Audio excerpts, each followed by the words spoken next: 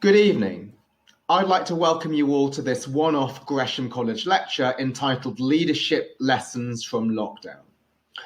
The coronavirus crisis has been a devastating pandemic, but one of the small silver linings has been the great responses that we have seen from both companies and individuals. Now, I've already given a one-off Gresham lecture on the responses of companies. It's entitled How Great Companies Deliver Both Purpose and Profit, and you can find that on the Gresham College website. It accompanied the launch of my new book called Grow the Pie, which itself was based on my first series of Gresham College lectures. So today what I'm going to do, in another one-off lecture, is to focus on the responses that individuals have been given. And I think this is important because if indeed the crisis is to have the silver lining, then what we want to ensure is that the responses by both companies and individuals outlast the pandemic. So my goal here is to provide a framework to encapsulate what I have seen to be the best ways in which citizens have responded. And in fact, many of them echo many of the principles that we've discussed in my current Gresham College lecture series, which ended 2 weeks ago. It's entitled Business Skills for the 21st Century. And during this lecture, I will refer to some of those lectures in case you'd like to go into them into further detail. Now, what I'm doing is I'm going to divide this into 6 disciplines. So there's 6 disciplines that I believe we can take away from this lockdown. Now, I use the word discipline quite deliberately. Now, discipline often has negative connotations about something being imposed externally by a teacher at school, but actually the word discipline comes from the word disciple, and disciple emphasizes the importance of learning. So these are behaviors that we can voluntarily adopt and should adopt. We don't need external pressure to do so. And I'm going to divide this into 2 categories. One is going to be called the power of individuals, what we can do ourselves. And the second is the power of citizens, so what we can do to help those around us. And before I begin, the one unifying theme behind all of these 6 disciplines is what I call agency. So this is humans' capacity to act and influence their environment. Right, it's really tempting to think that in a major pandemic, it's only governments or large companies that can respond to it. But in fact, it's individuals can have a much greater effect than we think. And this is the goal of this lecture. Okay, so let me start with the first discipline under the category power of individuals, and that is contentment. Right, so the pandemic, one thing that it did highlight was many gifts that we have that we often take for granted. And why do we take them for granted? Well, there's psychological studies which show that once we're used to something, it stops providing pleasure or it stops providing pain. So even if you live in an amazing house or have an amazing job, after the first few weeks, the glamour of that house or that job, that wears off. And it's true on the downside. So some citizens who've been really unlucky and unfortunately suffer the loss of a limb or another severe injury, yes, this is hugely painful after maybe months, but then they actually are able to adapt to it and still live healthy and fulfilling lives. And so why indeed we don't have contentment, and a lot of us sort of grumble, is that we are given a lot of gifts that we don't realize. And so one thing that the coronavirus has highlighted is some of these gifts because we've taken a step back and realized that these are things that are truly gifts rather than things that we should take for granted. So let's give a few practical examples. So one of them is job security. So many of us, and I'm certainly in this category, there's so many things that we can complain about in our jobs. But the crisis, when we were seeing, unfortunately, other citizens who are furloughed or those who are self-employed or freelance really struggling, then those of us who are lucky enough to have a secure job, we're appreciating that so much more. And the main DV people who might have unfortunately lost income in this crisis, but still have some financial security and be thankful for that. So, for example, I, for the last 2 years, have been working as a consultant for a large investment firm working on a responsible investing strategy. So that gives me a lot of personal fulfillment, as well as being financially attractive. And that was terminated. So I lost that. Why? Because the fund has suffered during the crisis. And not only have I lost that, I launched this book a couple of months ago, and all my book launch events have been cancelled because of the crisis. So sales have gone down, and the income that I might normally get from speaking at conferences, that's all plummeted. It's pretty much zero. But on the other hand, I still have a job, which is my job as a professor at London Business School. And so even though all of those income sources have gone down, and even though my portfolio has gone down because of the fall in the markets, I'm still lucky to have some financial security. And so while I might feel tempted to be upset at all of these losses of income, I think the company made the right decision, because had they not got rid of me, they might have had to get rid of a full-time employee whose only source of income was working for this company. And so that made me grateful, even though I've lost that consulting assignment. Third thing here might seem strange. What do I mean by ability to outsource? So there are many of us here who are able to do things from the comfort of our own home. So we can order, say, meal kits to be delivered to us, where they give you the ingredients in the correct proportion and so on, or just to have your groceries delivered, or it might be to have a housekeeper and so forth, or just to order something like online and have it delivered. Well, we take that for granted now because it's so easy. But for some of us, it might have only been a few years ago that we had to go to a shop and buy it ourselves. So that the ability that we have to outsource the acts of shopping and have things delivered for us, right, we take that for granted, but it is something that we are particularly thankful for now.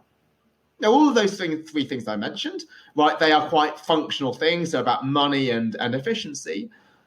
But what about other things that we often take for granted? So this might be time spent having meals. So sometimes we feel we see meals as things that we eat on the tube from meeting to meeting.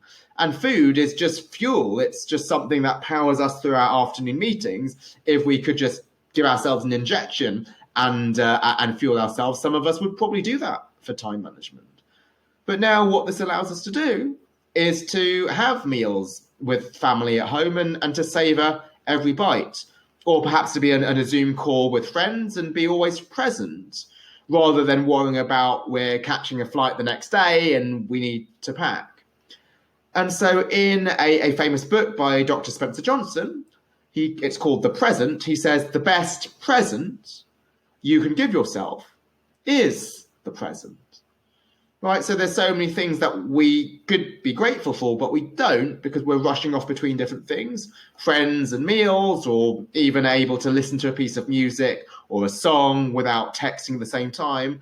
Right, now that things have slowed down, now that we have time because we're not commuting to work and so on, we're able to appreciate these things. And I think the goal post-pandemic is to continue to do that going forwards. So how do we apply this idea to after the pandemic? I think it is to recognise that contentment is a discipline. So we often are tempted to think that contentment and happiness, it just happens to us.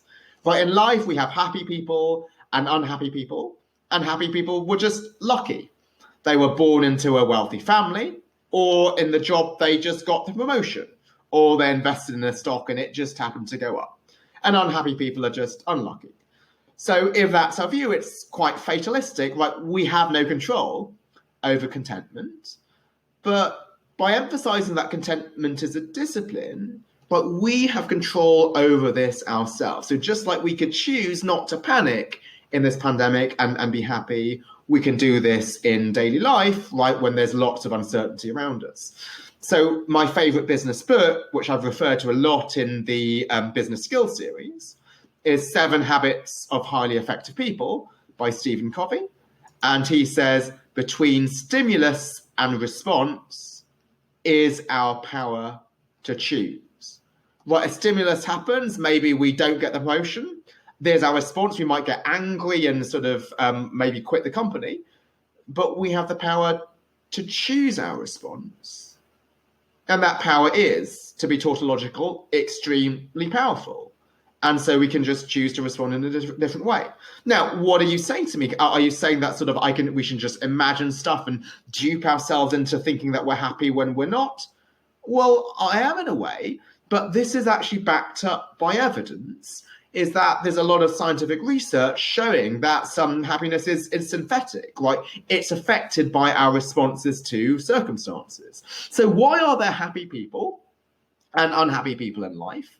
It's not just because of luck, it's just happy people have learned to respond to circumstances in positive ways. And what this has led to is their brain being rewired in a particular way where you are always looking at the bright side. And I'm sure you know people in your life who are sometimes known as Debbie Downers, who in any situation, they will find something to grumble, even if it's a great situation. The best holiday, they will find something to worry about. And so two people can be in exactly the same circumstances, and one will think about the good, the other will think about the bad. Why? Because they are used to doing that, right? They have always been practicing this discipline, and so their brain is wired in a different way.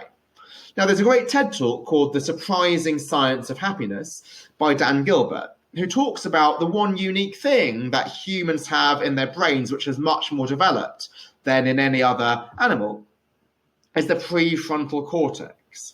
So that is the part of the brain that can conjure up hypothetical situations. So that is why we know that liver and onion ice cream probably wouldn't be very tasty without actually tasting it. But that same prefrontal cortex can synthesize happiness by just choosing how to respond to particular situations. Okay, so with that in mind, how do we actually go about practicing it? Well, there's different ways, and I'm just going to talk about a few ways, knowing that this might not apply to every single person. So one of them might be to write down at the end of each day 3 things that you're grateful for at the end of that day. And this could be in post-pandemic times, so we're back to normal life. And it might be that the day is a disaster from a worldly perspective. So maybe for me as a professor, maybe I get my paper rejected. But then there's a lot of things to be grateful for. So I'm lucky to have tenure, so my job security doesn't depend on me publishing papers. I'm happy to be living in London, one of the greatest cities of the world. I'm happy that the fact that I can just turn on the tap and get water. There are millions of people in the world who don't have that luxury. So one could be that, just writing down what you're grateful for. The second thing could be journaling, where you just reflect over the past day. And I think similar to the gratitude list, right, just to reflect over the day, that goes back to things that we might otherwise take for granted. And then this process of introspection often realizes that we have many things to which we could be very appreciative. A quite different approach to this is to practice the approach of presence. So one thing I spoke about in my lecture, Time Management in the Digital Age, is to try and get rid of digital distractions. So how we can do this, we can take email off our phone. We can take other social media off our phone. So I don't have Facebook or LinkedIn or Twitter, even though I could delude to myself that I would need that for my work. Right? I probably could use them for work purposes, but I might be much more distracted. So whenever we remove these distractions and allow ourselves to be fully focused, right, that causes contentment to go up significantly. A couple of other things that I talked about in my lecture, Finding Purpose in Your Career, is, well, one of our main sources of satisfaction or dissatisfaction is our job. Now, whenever we get a new job offer, we're probably really excited. But then we start that job and then things go wrong, right? We don't like everybody we work with, the IT system is not great, and so on. But one thing is just to never forget the excitement of getting the job. Yeah, maybe the IT system is not perfect, but you are getting to work in this job, in this company that you really respect. And that's why you actually apply to them to begin with. And like when things go wrong, well, they are wrong in a job that you really wanted and are grateful to have. And related to that, I mentioned in that talk, think about the purpose of your career. So what I mean by this is by looking at the same task in multiple ways, right, you can actually view the task as much more meaningful. So there is this famous parable or story where there's three bricklayers who are asked, what are you doing? One of them said, I'm laying bricks. Another said, I'm building a church. Another said, I am building the house of God. And we don't need to be religious to understand sort of the importance of that, is that one can see a seemingly mundane task, laying bricks, as contributing to a bigger purpose, which is building a church or building the house of God. And similarly, it might be that you are a junior analyst as an investment bank, which I was, and I'm going to give a personal example just to show this is real, not hypothetical. You are working on a PowerPoint presentation and it's 2 a.m. in the morning, and you think, well, what am I doing? I'm just doing this PowerPoint presentation. Or am I thinking, well, actually, a client, a large company has come to my bank with a major problem, and they've asked us to try to solve this problem. And if we do, and if we give them the best advice, that could see that company, that could see it sort of safeguard its long-term future, and therefore the future of all of its employees and suppliers. So what are you doing? It's not just a PowerPoint presentation. You are serving you're just giving advice to a major company. Or me, when I teach, right, sometimes I actually teach the same lecture 6 times at London Business School. I teach 6 streams. And so what can I say I'm doing? I'm going through some slides, or I'm teaching the future leaders of this world finance, and some of them don't like finance, but I want to show them that finance can be interesting and important, even if they don't want to go into a finance career. Okay, so the second thing I'd like to discuss is the idea of the discipline of proactivity.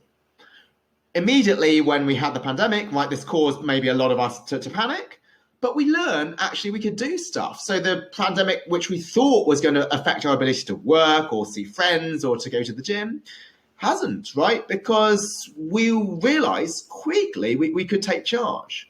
So in terms of work, we can get a lot done with webinars. And again, just to use a personal example, yes, all my book launches were cancelled, but I realized I could do talks on the book by webinar. And actually the webinar allowed me to reach other countries like the US and Asia, which I would have never been able to give physical talks at. And it's not just webinars just to market my own book, but there had been professors in the US who had seen my talks on purposeful careers and had told me, well, could you come out to Texas and give this to my students? And I wasn't able to do that when it was a physical meeting. But now with webinars, I'm able to do that. I've given the same talk to secondary school students. Why?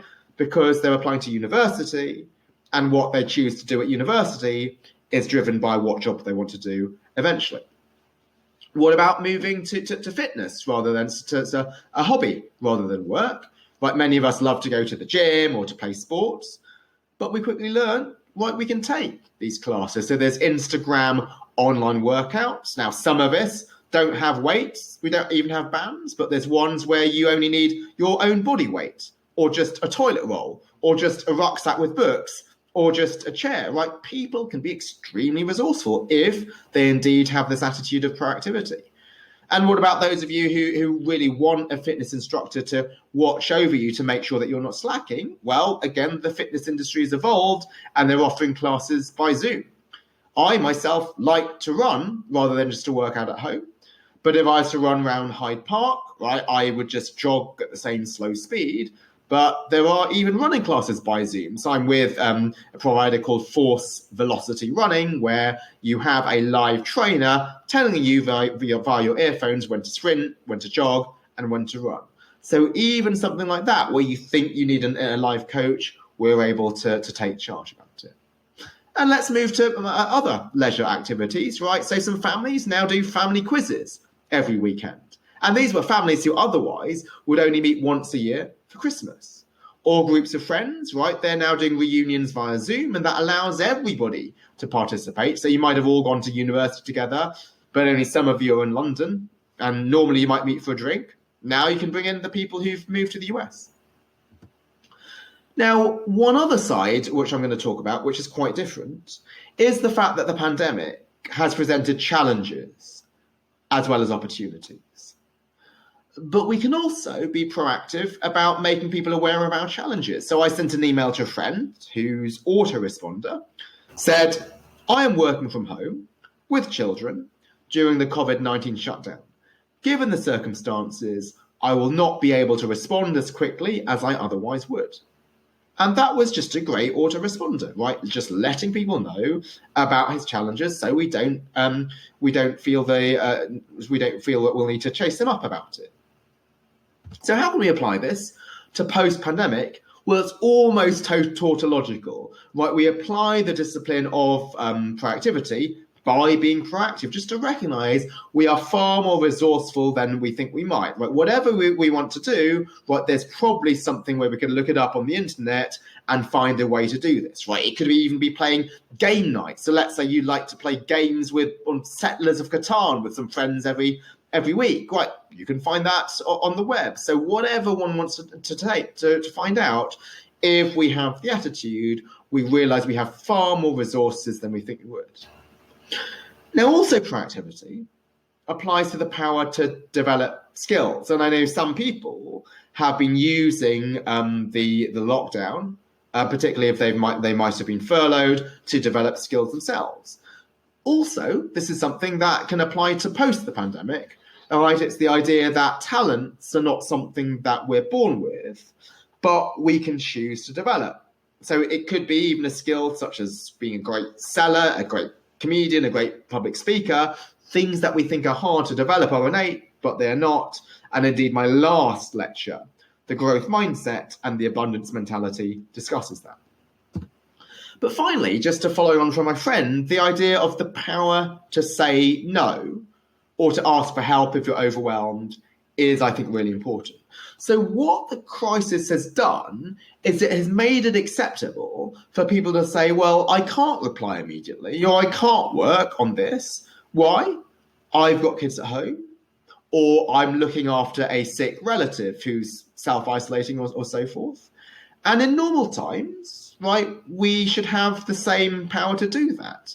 And you might think, oh, it's fanciful. Aren't companies going to completely change their mind now that we're after the pandemic? I don't think so, because unfortunately, some of the aspects, some of the consequences of the pandemic will be long lasting. Right, we're probably not going to go to a 5 days a week in the office any longer. And so people will always have the memory of the pandemic and the fact that we do have this life outside work, and it is in our power to let people know about the other commitments that we have. So we might feel overwhelmed and overburdened at work, but it's often our fault, right? It's not that the boss is being sadistic. It's just that they may not know of all the other things that we have on our plate. It's our prerogative, and it's incumbent on us to let them know. Final one is focus. So what the pandemic has highlighted is what is important versus what is merely urgent. And I'm using the time management framework for my time management in the digital age talk. So business travel is sometimes just unnecessary, right? Because we can do this by Zoom. Yeah, there is some which is lost from not having face-to-face meetings and maybe going for dinner or a drink with a potential client. However, there is quite a lot that we can get done with Zoom. And this is something where actually we might be able to have meetings with people from different geographies and time zones and show up to them not being jet lagged. What about internal meetings, right? So now with people working from home, we might have fewer internal meetings, and some of them are often useless to begin with, right? So there might be meetings where senior executives are consulting with the junior staff, but they're not consulting, right? They're just telling you. And now we've realized, well, if they're just giving information, there's more efficient ways of doing that. You send an email or a memo. Or there might be meetings where people just ask questions just to be seen to be asking questions. They get scrapped. We don't actually need that. And again, moving away from work, well, what is important could be calling family. So maybe you're having these weekly family quizzes, exercise and sleep, and we're realizing, well, these are the things that we should be spending our time on, not unnecessary business travel. So how can we think about this post-pandemic? Well, I think it is to apply this important versus urgent time management framework. Think about what is truly important and what is merely urgent.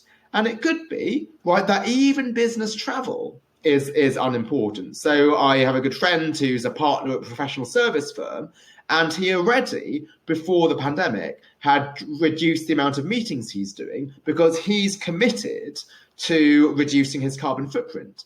And his meetings are with boards. So you might think, well, they're really senior and they're not going to take no for an answer. I'm not going to travel because of my carbon footprint. But actually, some of them were. And so they were realizing that they could get just as good as advice, or maybe even better advice from this consultant because he was not needing to travel and therefore he was going to be much sharper.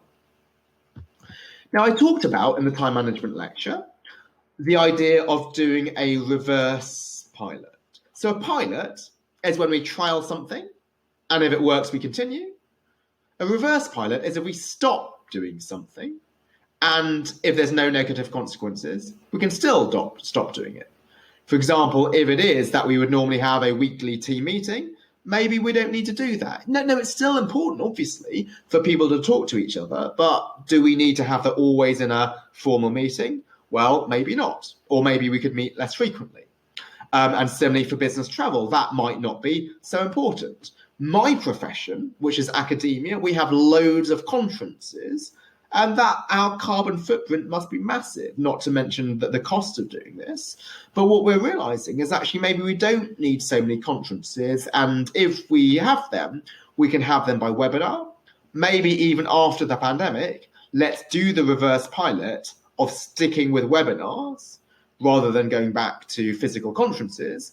And if there's no negative consequences, let's stick with that regime. And you can apply the reverse pilot to your own activity. Let's choose to take email off your phone or Twitter and LinkedIn off your phone. Does anything happen negatively? Are you being out of touch with your emails? Probably not if you have emails, say, accessible on your iPad instead. So that concludes my section on the power of individuals, 3 disciplines: contentment, proactivity, and focus that we can practice to help ourselves in any situation. So now I'd like to shift gears and talk about the power of citizens, 3 disciplines that we can practice to help those around us. And the first is to change the atmosphere. So what we've seen in the pandemic is a couple of actions by some citizens which have had huge effects on the culture and the atmosphere many times over the actions themselves. So Captain Sir Tom Moore, he's raised millions of pounds through walking around his garden. But not only are those millions of pounds themselves hugely beneficial for the NHS, but they've ignited a nation, right? They've inspired other people to do their own fundraising, and so his actions have had a multiplicative effect. And then in a much smaller level, within our friend group, we might know of some friends who've, say, signed up to Spare Hand, which is an agency which enables them to do some grocery shopping for other people. And that then encourages us to think about, well, what can we do in order to help a wider society? So what I think is really interesting is the shift, because it wasn't that people were selfish before the pandemic and now became selfless during the pandemic. Instead, I believe that people were selfless all along, but are what I call the silent majority. They need to be activated. And it was a couple of actions by people like Sir Tom Moore, or maybe the person doing grocery shopping in our friend group, which created a tipping point and then activated the silent majority and led to the rest of us doing selfless and altruistic actions. So this might seem a corny analogy, but I really like it. It's to be the thermostat, not the thermometer, to affect the temperature rather than just to passively reflect it.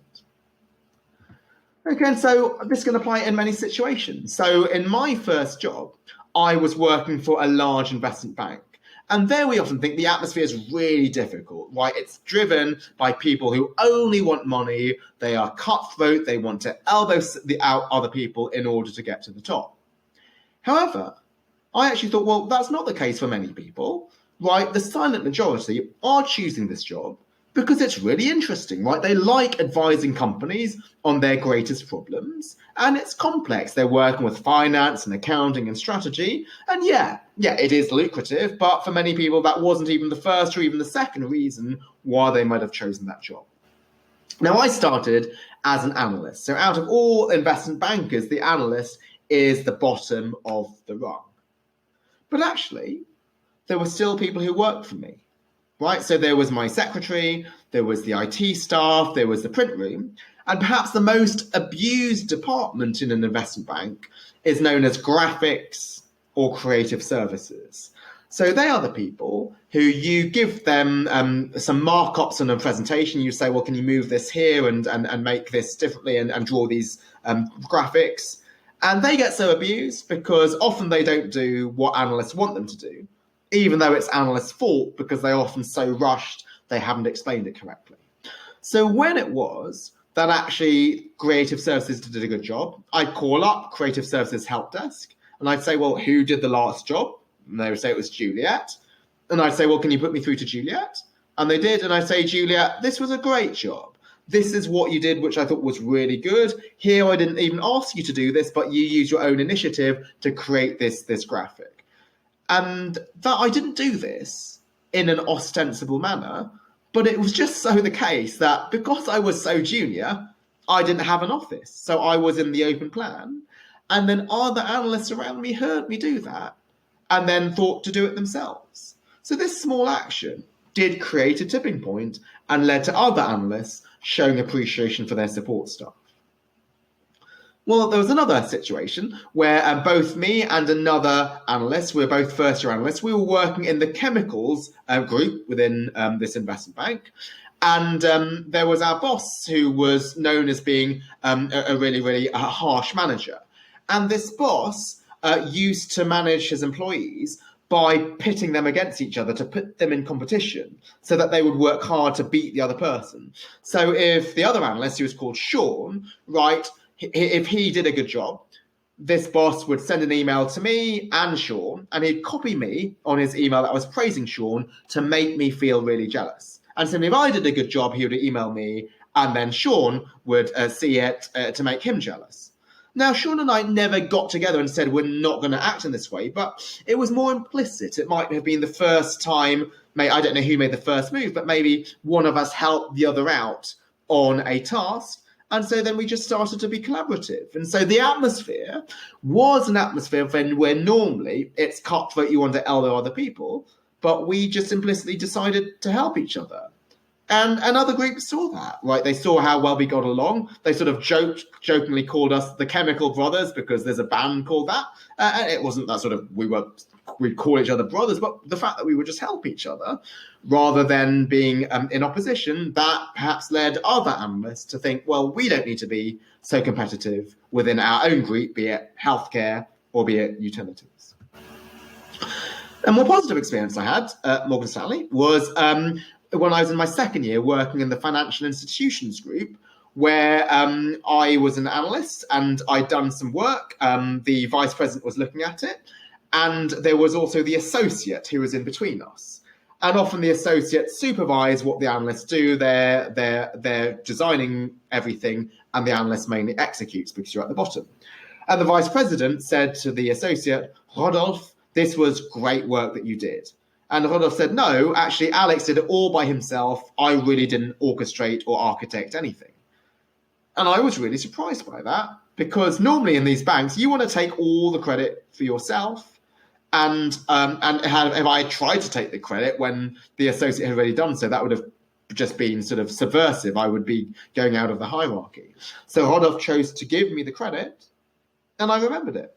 And then I thought, well, then when a first-year analyst did something for me, I would make sure that the boss knew that it was him or her, not me, who'd done that task. And then moving on to something quite different, it's the idea of defending people in positions of less power. So now in my job as a professor, right, we go to conferences, and in conferences, people present their papers. And unfortunately, there are some professors who like to be bullies, like the bully in the school ground, where you get a lot of praise and a lot of power by being seen to bully everybody else. And there was one conference where there was a PhD student who was presenting, and somebody asked an aggressive question from the audience, saying that one of his assumptions was completely wrong. And so I came to defend him. I didn't do this sort of out of trying to necessarily just be helpful. I just said as a statement of fact, no, that's incorrect. Like, there is actually research which backs up what he's saying. And then this ex-PhD student has always remembered that. He's now a professor himself at a really top university. And I got an email from him a few years after that saying, you might not remember this, but the first time I ever met you was when I was presenting at that conference and I was attacked and you came to defend me. I've always remembered that, and I'm now trying to pay it forward with by defending other people. And so again, that was a great example of something which was, I didn't think had much of an effect, but actually had a multiplicative effect in that now this now very respected professor is now acting in the same way himself. Now, at the time that I'm giving this lecture, these are obviously really difficult times with the protests against really bad treatment against the Black community. And so this is why also, even though this is not a business topic, I think it's incumbent on me to say we also want to defend people who are the victims of abuse, be this racial abuse or sexist abuse or homophobic abuse. Is that often in these organizations, right? There's again, there is the silent majority who thinks it's unacceptable, but because they're silent, it might be people who are spewing out this abuse, and sometimes they might not even be doing this in an abusive manner, but thinking it's funny and thinking it's banter. They might be doing this through emails, through WhatsApp groups, or just in person, through words in the office. But then just to say, well, actually, this is not acceptable. This might be hurtful to these people. If you take them aside and just have a private conversation, like often these people are not trying to be abusive. They think it's funny. And if you tell them, well, actually, this is actually abusive and offensive, then they might change their behavior. And so there's another way in which we can change the atmosphere, even as only one person. If we're influencing people who are powerful because they're doing something with huge effects on other people, such as discrimination, that is something which can make a big effect. So the next habit 5, is on internalizing externalities. So what do I mean by an externality? An externality is any effect that we have on other people that doesn't affect us. So that's why it's called an externality. The impact is external to us. So what I mean by internalize externalities is to take this into account as if we were suffering the consequences.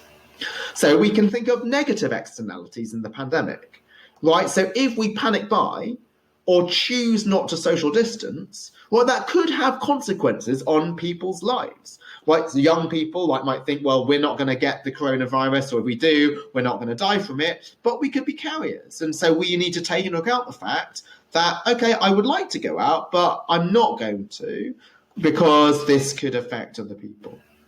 And then on the flip side, there's a lot of positive externalities. Right, so what we can do is things like I mentioned earlier, running errands for other people by doing shopping, or we can do this through financial contributions. So one is obviously charitable donations, but there's other creative ways in which we can contribute. So one of my friends decided to advance purchase 300 coffees from his local coffee shop, and that, providing them with some much needed liquidity, that could be the difference between them going under and them surviving. And one big source of positive externalities is words. So words are often seen as sort of soft compared to giving money, which is hard, or doing actions, which is hard. You're putting your money where your mouth is. But words, if they are sincere and not superfluous, can have a huge effect.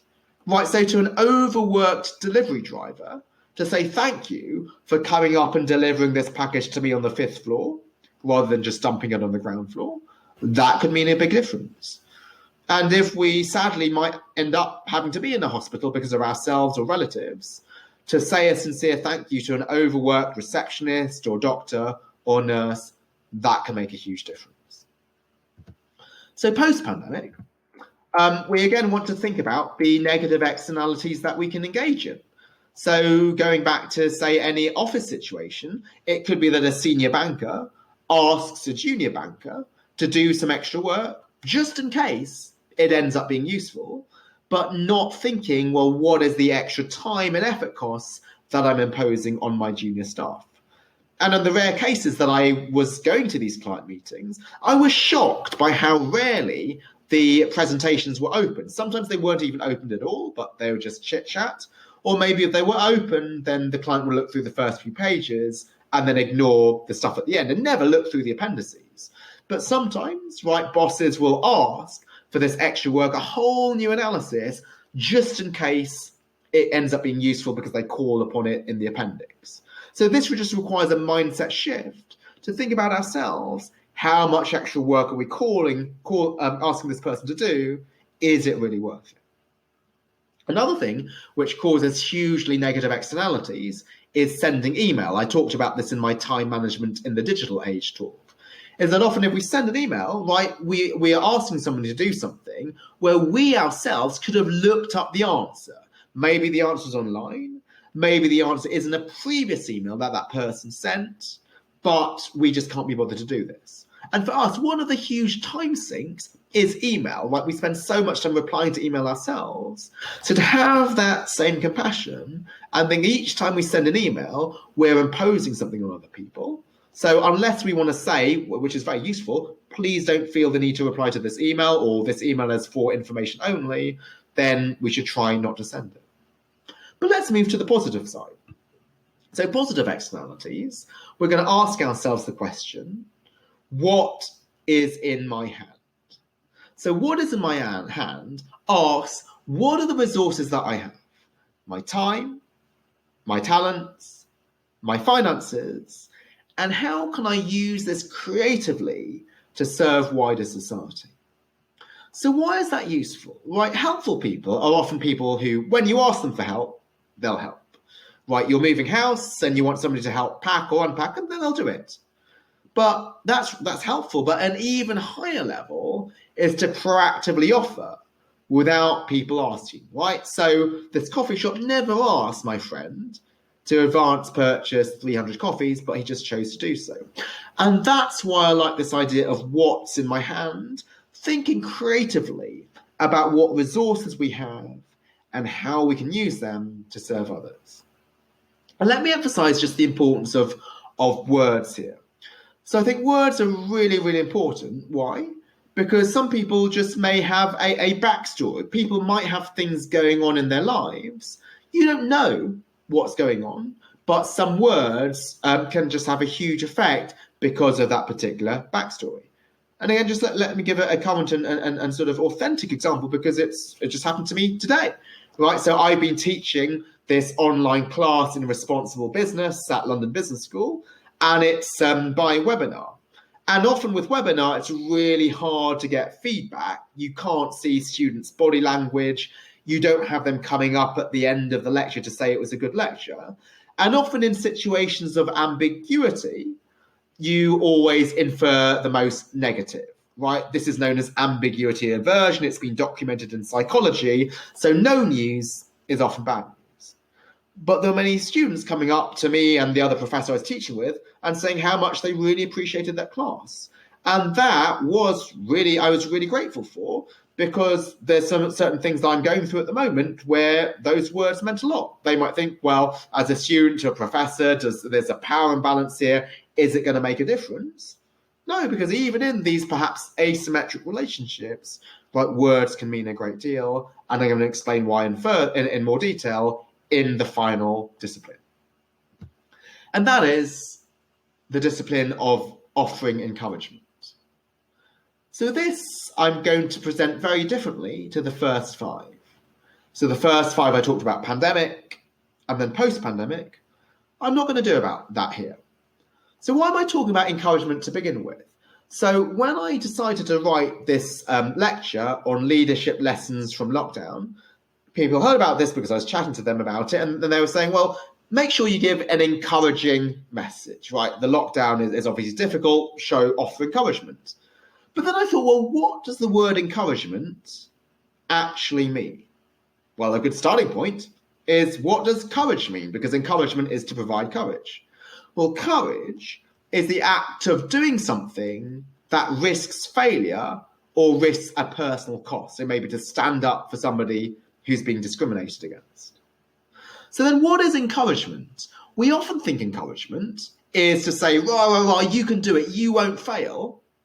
But no, if courage is to do something that risks failure, encouragement isn't telling them they won't fail, it's giving them courage to do something even though you might fail and even though it's costly. And so the encouragement means that you might fail, but if you fail, it's okay. And so for those of us who are in leadership positions in companies, like, create a culture where it's okay to fail, where employees can experiment with something, and if it doesn't work out, they're not going to have negative consequences. So there are companies like Intuit, a software firm, and Tata, the conglomerate, which provide awards for students that fail, and so for employees that fail, but those failures are ultimately instructive. And part of this is to provide constructive feedback upon failure so that failure is seen as a learning or development opportunity. But we could also encourage people outside our own organizations. So as customers, we can encourage companies or people that we're clients of to innovate. So let's go back to online fitness classes. So it might be that the first time that we buy some of them, maybe the tech fails. But if we say, well, that's okay, we don't complain about a few glitches, well, then that encourages people to try something new. And if it's something new, then maybe the fitness instructor won't get it right the first or even the second time, but this is something where we want to encourage that innovation. And what I'm going to end with is the idea of self-encouragement. So a lot of things that I've talked about, a lot of these disciplines, proactivity, change the atmosphere, they risk failure, or they risk doing something which is personally costly, such as sticking up for somebody, right? We can get repercussions for that. And so this is something I'm actually going through right at the moment. So on Monday, I wrote this article in the Wall Street Journal, which said that companies should actually consider paying their workers and not firing their workers and prioritizing their workers over paying dividends to investors. That led to a lot of hate mail, which I am currently still receiving. And some of it, you might think Wall Street Journal readers will be professional, but some of it can be really hateful. So it's hurtful. Someone would say, this is incredibly misleading and needs to be withdrawn immediately. Any person with a right mind knows it makes absolutely no sense and it's quite frankly a load of bull. Or others will tell me I'm part of some leftist conspiracy when, as you'll know from my lectures, I'm pretty balanced. Profits are important, but also purpose is important. And so actually, I'm sorry to say, like, over the past couple of nights, I've been waking up during the night sort of thinking about this hate mail that I'm receiving, which is why the words that the student said to me at the end of my lecture today really, really meant a lot. And so what does this mean in terms of encouragement? It's to know that anything that we do which is really going to move the needle and push the needle, is going to be pushing against perhaps a creaky door. We will offer resistance whenever we do something which is truly innovative. Because if we offered no resistance, right, it would just be doing what everybody else was doing, or saying what everybody else was saying. So saying the same banter, which people find funny when it's not funny. And that's why you're not encountering resistance. So almost anything that you do, which is going to make a difference, will be going against the grain and will be risking failure or risking costs.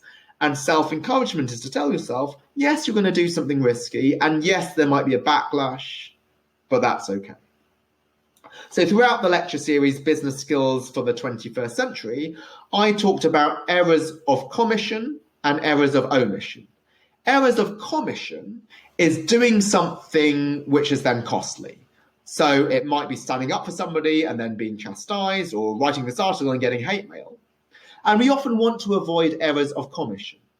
But far worse is errors of omission, not doing something, not sticking up for the person who's been mistreated at work, or not saying something which is countercultural, which is maybe companies should prioritize their employees. And so what we want to move towards, if we're to offer encouragement, is the importance of avoiding these errors of omission. So Gandhi once wrote, the difference between what we are doing and what we are capable of doing would solve most of the world's problems, but that difference arises from errors of omission, and those errors in turn arise from lack of encouragement.